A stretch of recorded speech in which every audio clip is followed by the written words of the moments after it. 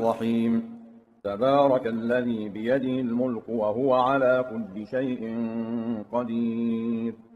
الذي خلق الموت والحياة ليبلوكم أيكم أحسن عملا وهو العزيز الغفور الذي خلق 7 سماوات طباقا ما ترى في خلق الرحمن من تفاوت فارجع البصر هل ترى من فطور ثم ارجع البصر كرتين ينقلب إليك البصر خاسئا وهو حسير ولقد زينا السماء الدنيا بمصابيح وجعلناها رجوما للشياطين وأعتدنا لهم عذاب السعير وللذين كفروا بربهم عذاب جهنم وبئس المصير إذا ألقوا فيها سمعوا لها شهيقا وهي تفور تكاد تميز من الغيظ كلما ألقي فيها فوج سألهم خزنتها ألم يأتكم نذير قالوا بلى قد جاءنا نذير فكذبنا وقلنا ما نزل الله من شيء إن أنتم إلا في ضلال كبير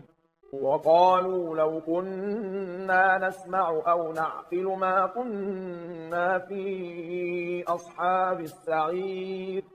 فاعترفوا بذنبهم فسحقا لأصحاب السعير إن الذين يخشون ربهم بالغيب لهم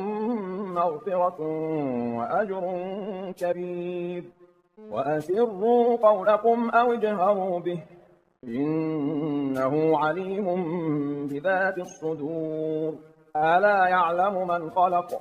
وهو اللطيف الخبير هو الذي جعل لكم الأرض ذلولا فامشوا في مناكبها وكلوا من رزقه وإليه النشور أأمنتم من في السماء أن يخسف بكم الأرض فإذا هي تمور أم أمنتم من في السماء أن يرسل عليكم حاصبا فستعلمون كيف نذير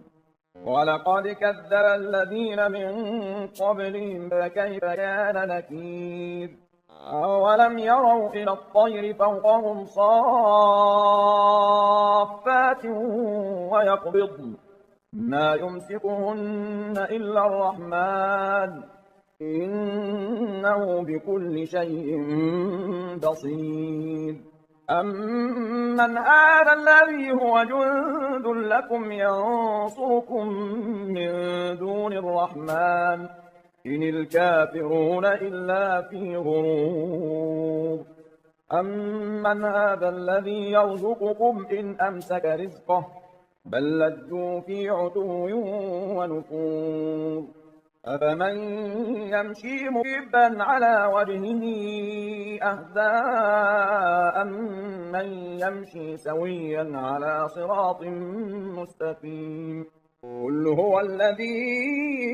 أنشأكم وجعل لكم السمع والأبصار والأفئدة قليلا ما تشكرون قل هو الذي ذرأكم في الأرض وإليه تحشرون ويقولون متى هذا الوعد إن كنتم صادقين قل إنما العلم عند الله وإنما أنا نذير مبين فلما رأوه زلفة سيئت وجوه الذين كفروا وقيل هذا الذي كنتم به تدعون قل أرأيتم إن أهلكني الله ومن معي أو رحمنا فمن يجير الكافرين من عذاب أليم قل هو الرحمن آمنا به وعليه توكلنا فسنعلمون من هو في ضلال مبين قل أرأيتم إن أصبح ماؤكم غورا فمن يأتيكم بماء معين